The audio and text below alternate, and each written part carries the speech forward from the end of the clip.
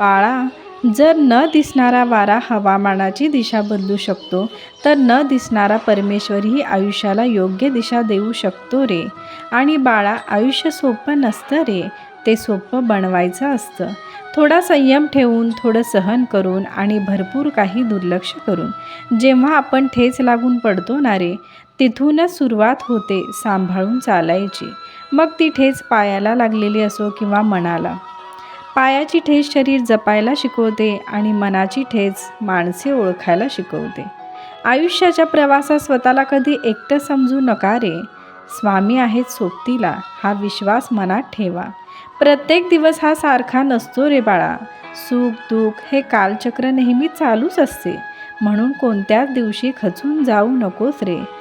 एक मात्र लक्षात ठेव, दिवस जरी सारखे नसले ना, तरी प्रत्येक दिवशी स्वामी आई आपल्यासोबत आहे.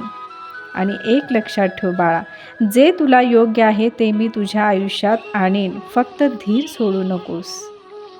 व्हिडिओ आवडला असेल तर कमेंट्समध्ये श्री स्वामी माझी आई असे लिहायला विसरू नका. लाईक, शेअर, सबस्क्राईब करा. आणि ज्या गरजू स्वामी भक्तांना या व्हिडिओची गरज आहे, त्या स्वामी भक्तांना हा व्हिडिओ नक्की शेअर करा. श्री स्वामी समर्थ.